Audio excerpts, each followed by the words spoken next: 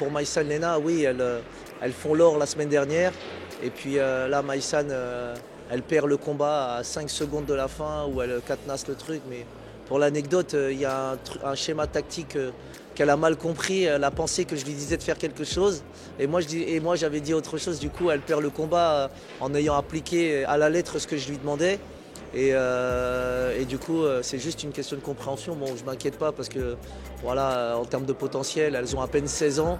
Et puis elles vont arriver très fortes. Et puis Leïna aussi qui fait une demi-finale.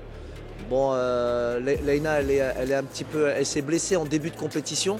Et donc elle fait toute la compétition en serrant un petit peu les dents. Donc du coup, c'est une vraie performance et surtout en termes d'abnégation. Mentalement, voilà, elle prouve que même en étant diminuée physiquement, elle va à fond.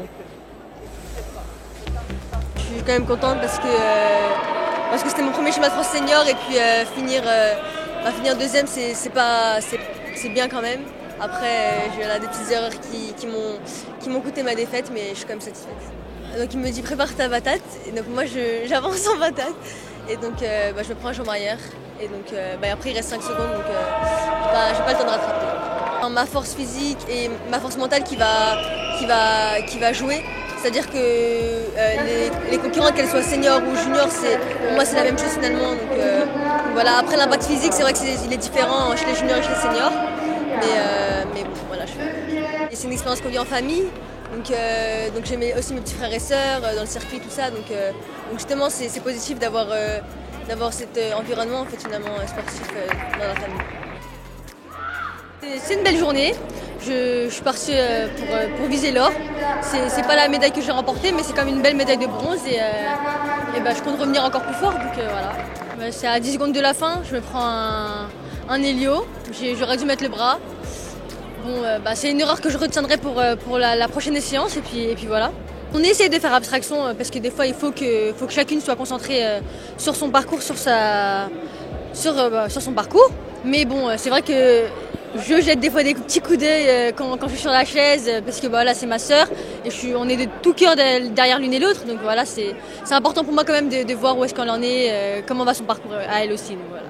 On s'était fixé l'objectif de faire le doublé, donc en junior et en senior. On s'était fixé cet objectif-là, bon, on ne l'a pas atteint, mais on a toutes les deux remporté une belle médaille, donc voilà, c'est déjà bien. Depuis qu'elles sont toutes petites et qu'elles se sont engagées dans la compétition, c'est vrai que j'ai su faire ça, alterner ma casquette de papa et ma casquette d'entraîneur. C'est pas facile, c'est pas donné à tout le monde. Moi, j'ai 5 enfants et les 5 qui font du haut niveau. Il y a leur petit frère qui est arrivé 3e, il y a la petite sœur aussi qui est athlète de haut niveau, elle est arrivée 2e au Dutch Open. J'ai la petite dernière qui a gagné sa première compétition en Belgique, donc du coup, voilà, il y a une fratrie là qui est plutôt bien. Et puis j'arrive à avoir un discours totalement différent entre celui du papa et celui de l'entraîneur. Et puis je crois au miracle aussi pour Paris, où je me dis que voilà, pourquoi pas positionner dans mes rêves fous Cyriane, Suleiman, Althea, Maïsan, Leïna. Moi j'y crois, en tout cas on bosse dur pour, on a l'effectif pour. On a le savoir-faire, on a la structure, on a les partenaires.